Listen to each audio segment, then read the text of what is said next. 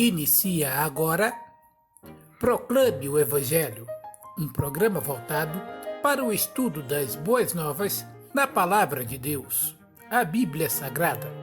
Produção e direção, Fábio Mazarotto. Locução, eu, Arcade. Se liga aí que vem Bíblia.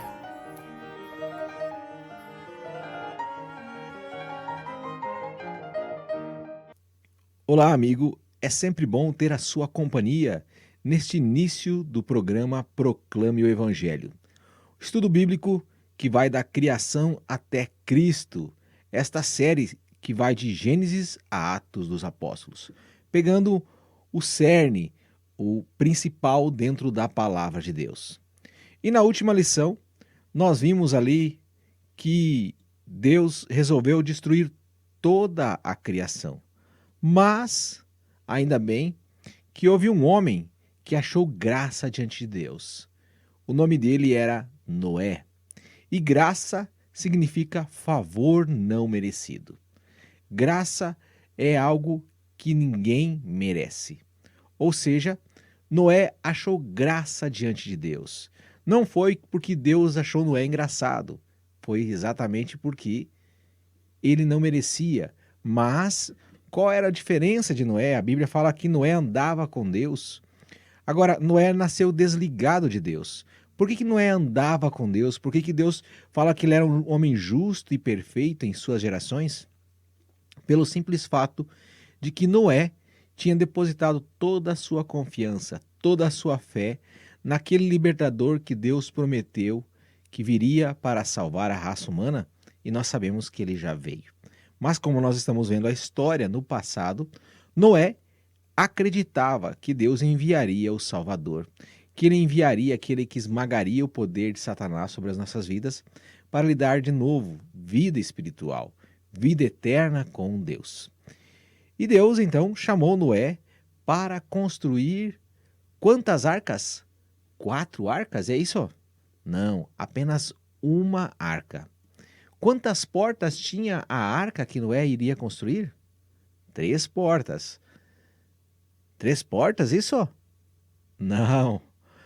Uma porta. Era uma única arca, uma única porta, apontando para um só plano. Uma só arca, uma só porta. Um só plano para salvar Noé, a sua família e os animais. Assim como existe um só plano para salvar a raça humana, para dar vida eterna ao ser humano, para perdoar os seus pecados. Deus nunca teve plano B. Deus não precisa de plano B, porque nós estamos falando do Deus Todo-Poderoso, o Deus que tem poder sobre todas as coisas. Assim como a arca apontava para a única maneira de salvar a raça humana no meio do dilúvio, a palavra de Deus também aponta para uma única maneira da raça humana se salvar, confiando no Salvador que Deus enviou, Jesus Cristo, o nosso Senhor. Noé construiu a arca e toda aquela camada de água que Deus tinha feito no segundo dia, que envolvia a terra e criava um ambiente único, com muito oxigênio e com a temperatura estável, agora passa a descer e é chuva que não para. Durante 40 dias e 40 noites desceu aquela camada de água que estava em volta da terra. A Bíblia fala que também veio água de baixo, água do abismo. Abismo vem de baixo. Então, água que estava por debaixo da terra, que também foi feita no segundo dia. E a terra foi inundada ao ponto de que os montes foram cobertos 15 côvados acima, ou seja, 7,5 metros acima do normal. E a água ficou por cima desses montes, a Bíblia falou, durante 150 dias. 150 dias. E nós vimos também que tudo que estava fora da arca morreu. O resultado foi, aqueles que creram em Deus, confiaram em Deus, tiveram vida. Por quê? Vida física. Por quê? Porque estavam dentro da arca. E o restante foi o quê? Morte. Assim como aqueles que creem no Salvador são ligados novamente com Deus, têm vida espiritual, aqueles que não creem permanecem mortos espiritualmente, separados de Deus. Como nós vemos aí no dilúvio. E nós paramos lá em Gênesis, no capítulo 8, do verso 4, diz o seguinte: E no 10º dia do 7º mês, a arca pousou nas montanhas de Ararat. Aqui está relatando que a arca que Noé tinha construído repousou em cima de uma cadeia de montanhas chamada Ararat. São exatos 5 meses depois, a arca pousa sobre aquele lugar ali. Então, foi muito tempo que as águas prevaleceram sobre a terra. Essa cadeia de montanhas fica ali mais ou menos hoje, onde é a região da Turquia, é uma região de difícil acesso. É um monte que tem mais de 5.165, tem cerca de 5.165 metros acima do nível do mar, e os últimos 990 metros são cobertos por gelo. Aquele gelo que o pessoal chama de gelo eterno, né? É um gelo que dificilmente, muito difícil, descongela. Ok? Dando continuidade ao nosso estudo. Gênesis capítulo 8, verso 14 ao 17. Ele repousou sobre o monte Ararat, e olha o que acontece no verso 14 do capítulo 8 de Gênesis. No 27º, olha só, no 27º dia do 2º mês, a terra estava completamente seca. Então Deus disse a Noé: Saia da arca, você e sua mulher, seus filhos e as mulheres deles.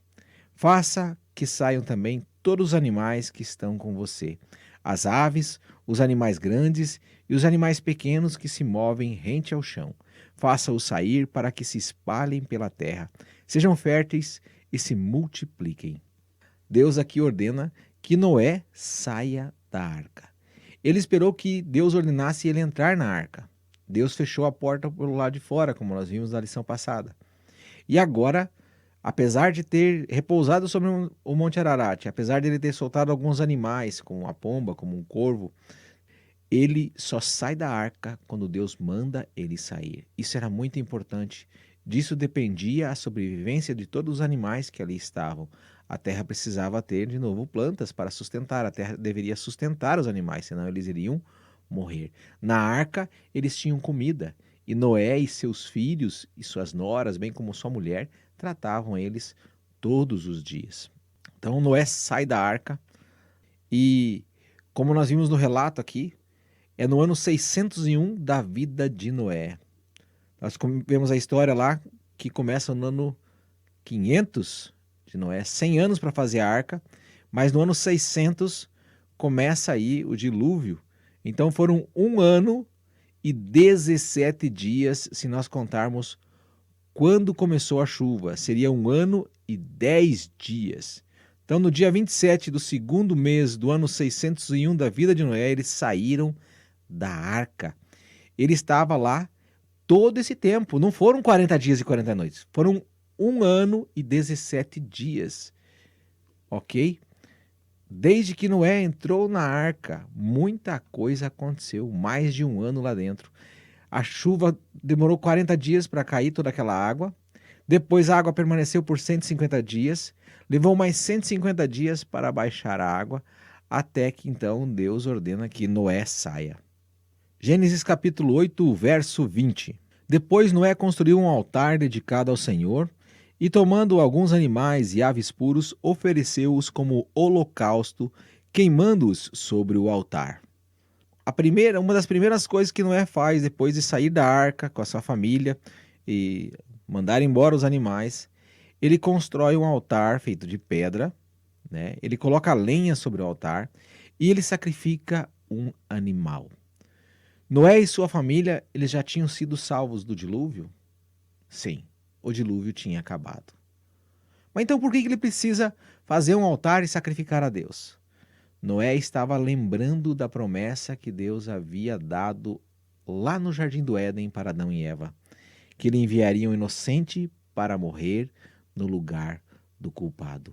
Um Salvador, um Messias, o ungido, o Cristo do Senhor.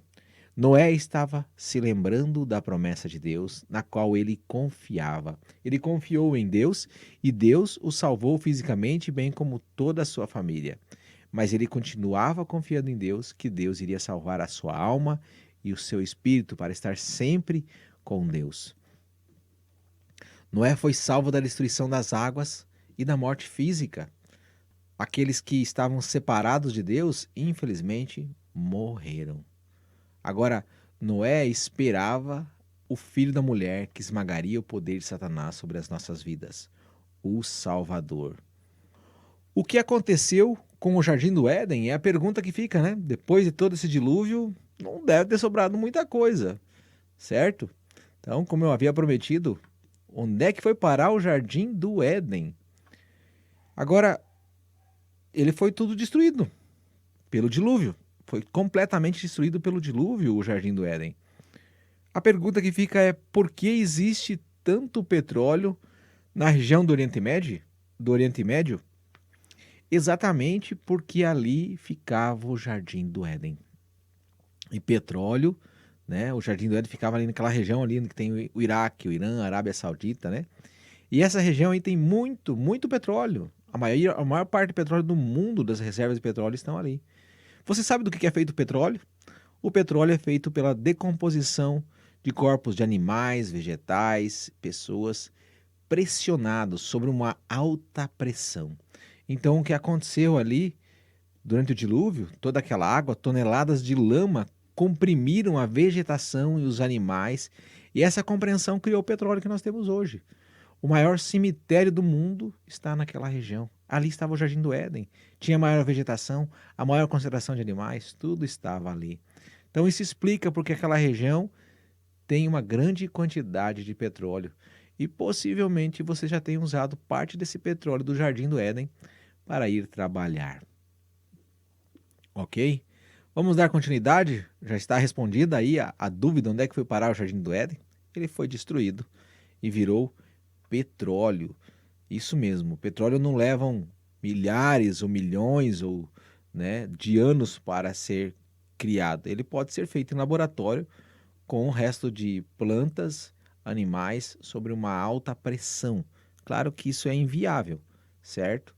Mas as reservas que temos aí hoje, provavelmente todas elas são da época do dilúvio. Gênesis capítulo 9, versículo 1 ao 3. Vamos dar continuidade, vamos continuar aqui então com o nosso estudo. Gênesis capítulo 9, versículo 1 ao 3. Diz assim: Deus abençoou Noé e seus filhos, dizendo-lhes: sejam férteis, multipliquem-se e encham a terra. Todos os animais da terra tremerão de medo diante de vocês. Os animais selvagens, as aves dos céus, as criaturas que se movem rente ao chão e os peixes do mar, eles estão entregues em suas mãos. Tudo o que vive e se move lhes servirá de alimento, assim como lhes dei os vegetais, agora lhes dou todas as coisas. Aqui nasce o gaúcho. O homem passa a comer carne, churrasco. Oh, coisa boa, né? Comer uma carninha, um churrasquinho, um churrasco de peixe, um churrasco de porco, um churrasco de gado, de galinha, né? Então aqui o homem passa a comer carne. Deus determina que ele poderia comer carne dos animais, certo? Gênesis capítulo 9, verso 11 ao verso 16. Estabeleço uma aliança com vocês, nunca mais será ceifada nenhuma forma de vida pelas águas de um dilúvio, nunca mais haverá dilúvio para destruir a terra. E Deus prosseguiu: Este é o sinal da aliança que estou fazendo entre mim e vocês, e com todos os seres vivos que estão com vocês para todas as gerações futuras. O meu arco que coloquei nas nuvens será o sinal da minha aliança com a terra. Quando eu trouxer nuvens sobre a terra, e nelas aparecer o arco, que também é conhecido como arco-íris, então me lembrarei da minha aliança com vocês e com os seres vivos de todas as espécies. Nunca mais as águas se tornarão um dilúvio para destruir toda forma de vida. Toda vez que o arco estiver nas nuvens, olharei para ele e me lembrarei da aliança eterna entre Deus e todos os seres vivos de todas as espécies que vivem na terra. O arco falado aqui é conhecido hoje popularmente por arco-íris, ok? Então, Deus deixou a prova visível que não destruiria mais a terra com o dilúvio. Quando você vê o arco-íris posto no céu, coisa linda, né? A gente já sabe por que ele acontece, por causa das gotículas de água e a luz branca acaba criando tipo uma forma de um prisma e solta todas aquelas cores ali. Então, este é o arco, é a promessa de Deus e nós nos lembramos sempre que vemos um arco-íris, pelo menos eu me lembro, que Deus não vai mais destruir a terra com dilúvio universal. Isso não quer dizer que não haverão inundações, enchentes, certo? Tudo é culpa do homem, infelizmente, consequência do pecado lá de Adão e Eva e dos pecados que nós cometemos hoje também. Capítulo 9, o verso 18 ao verso 19. Os filhos de Noé que saíram da arca foram Sem, Cã e Jafé. Cã é o pai de Canaã. Esses foram os 3 filhos de Noé. A partir deles, toda a terra foi povoada. Então, a partir desses 3, começa o mundo de novo. E tudo é repovoado, ok? Agora, quando é que ocorreu a divisão da Terra em continentes como nós vemos hoje? Já que a gente viu lá no princípio do estudo, a Bíblia fala, e que os cientistas acabaram reconhecendo aí no século passado, né, no século XX, que a Terra era um único bloco de terra, mas a Bíblia já falava disso há muitos anos atrás, né? Há cerca de 2, 3 mil anos atrás, a Bíblia já deixava claro que a Terra era uma única porção de terra seca. E os cientistas chamam esse único bloco de terra, onde se junta o Brasil com a África ali e vai formando tipo um quebra-cabeça, de Pangeia. É um supercontinente. Como é que será que aconteceu a divisão de como nós conhecemos hoje os continentes que existem hoje? A Bíblia vai falar acerca disso também. Olha só, você está em Gênesis, essa é uma curiosidade interessante. A Bíblia também é conhecimento. Gênesis capítulo 10, o verso 25. Olha o que acontece aqui, está falando da genealogia aqui, da genealogia de Sem. E o verso 25 diz assim, Gênesis 10, 25. A Éber nasceram 2 filhos. Um deles se chamou Peleg, porque em sua época a terra foi dividida. Seu irmão chamou-se Joctã. Então, quando nasceu esse menino, filho do Éber aqui, né, o tal do Peleg, a terra foi dividida. Ou seja, foi nessa época, alguns meses aí, que a terra se dividiu nos continentes que nós temos hoje. Não foram milhares ou milhões de anos, como dizem. Foi algo rápido, catastrófico, mas rápido. Ainda bem que não tinha prédio naquela época, né? Então, os terremotos devem ter sido bem fortes mesmo. E houve uma divisão aí, um afastamento, como nós conhecemos a Terra hoje. Pouca diferença, na verdade, do que ela está hoje, certo? Consequência do dilúvio, que foi consequência do pecado dos homens. A maldade era tão grande e por isso Deus resolveu destruir a terra. Ainda bem que havia um homem que confiava em Deus, que era Noé. Então está aí, é um contexto histórico, né? Um contexto geográfico. Então a Bíblia também é ciência. Ciência significa conhecimento. Há muito conhecimento na palavra de Deus e a humanidade não para de se surpreender com o que está escrito nela. Gênesis capítulo 11, o verso 1 ao verso 4.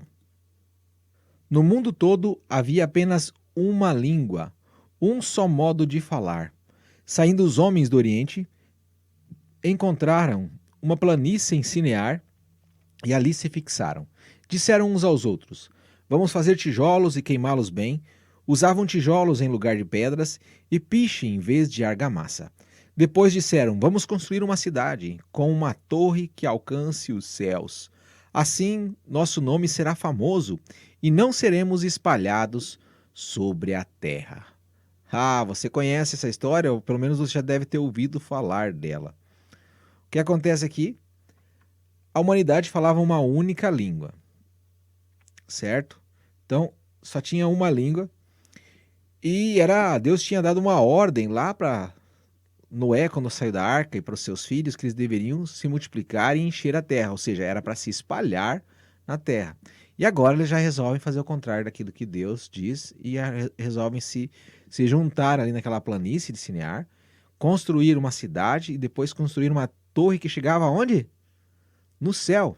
Será que era possível fazer uma torre que chegasse ao céu? Eles estavam fazendo essa torre até hoje. Tinha que ter muita fé que iam chegar lá, certo? Então, com essa torre que eles estavam fazendo, eles achavam que chegariam até Deus.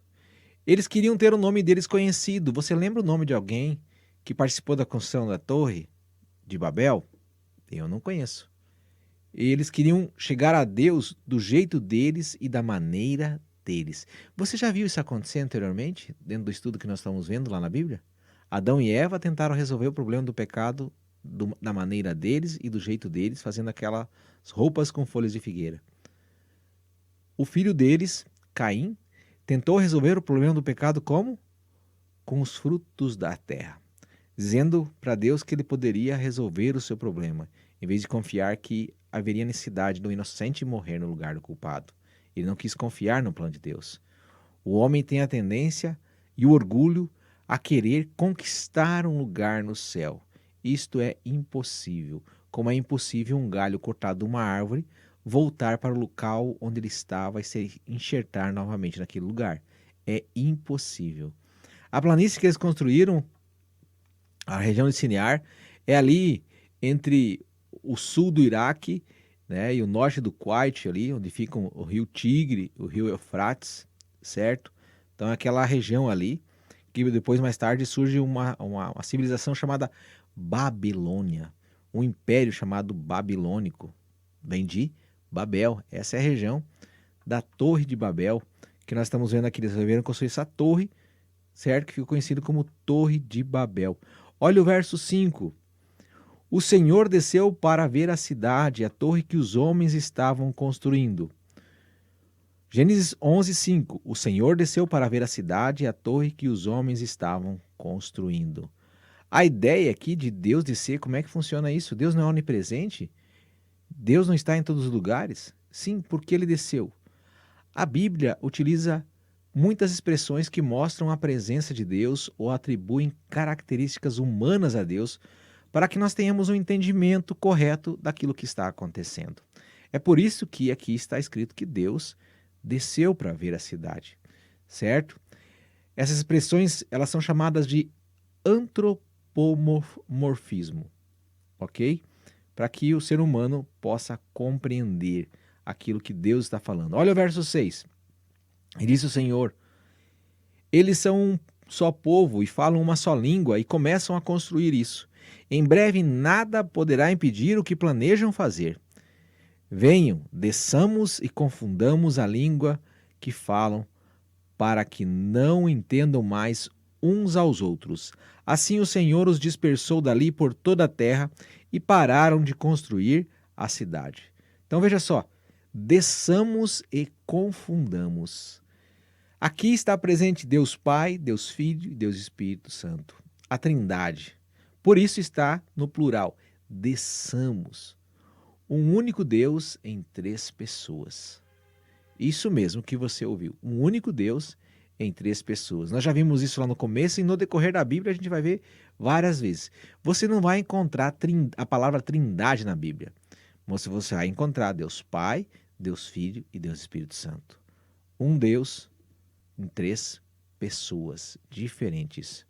Ok? Então, verso 9. Por isso foi chamado Babel, porque ali o Senhor confundiu a língua de todo mundo. Dali o Senhor os espalhou por toda a terra. Então, Babel é isso aí, né? A Babilônia é uma confusão de línguas. Eles queriam fazer uma torre para o céu e aí Deus, então, chamou esse lugar ali, né? Foi chamado de Babel.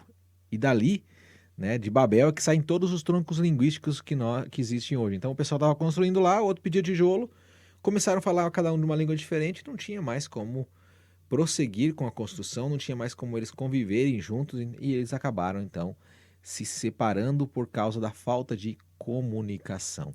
Senão estariam fazendo essa torre até hoje. Nós que às vezes falamos a mesma língua é difícil de se entender, imagine com centenas de pessoas e trabalhadores falando línguas diferentes. Desde o princípio da criação e do pecado da raça humana, nós vemos várias tentativas de chegar até Deus. Nós vimos lá com Adão e Eva, que Adão e Eva fizeram folhas de figueira para chegarem até Deus. Assim como a religião humana, né? Com guardar mandamentos, com batismo, santa ceia, certo? Fazer algo de bom para Deus, né? Ali na torre, depois o filho deles, o Caim, como eu falei anteriormente, né? Com os frutos da terra, do jeito dele, da maneira dele.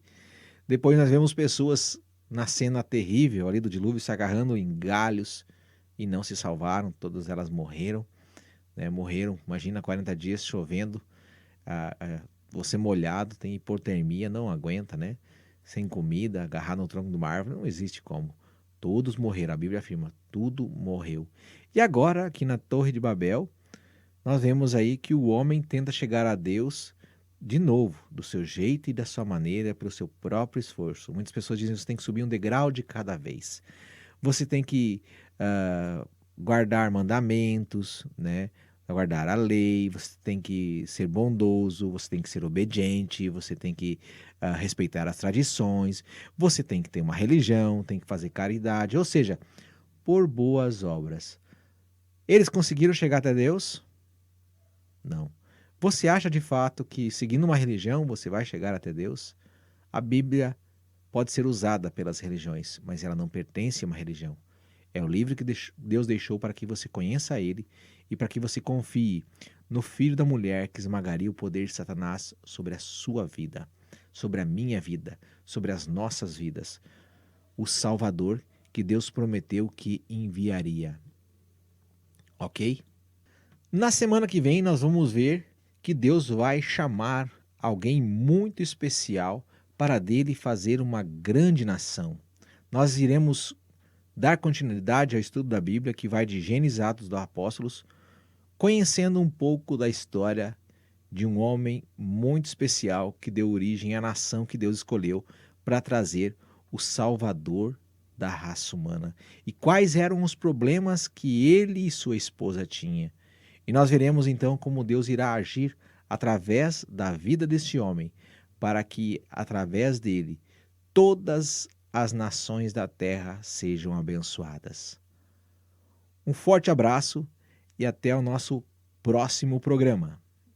Você acabou de ouvir Proclame o Evangelho, proclamando as boas novas da Palavra de Deus. Este conteúdo também estará disponível em nosso canal do YouTube, Proclame o Evangelho, e no Spotify da Rádio Oeste Cristã e RWRCA. Rede de Web Rádios Cristãs Amigas. Inscreva-se e siga-nos nestas redes sociais, além do Facebook do Proclame o Evangelho, para ficar por dentro dos nossos conteúdos. Até o próximo programa.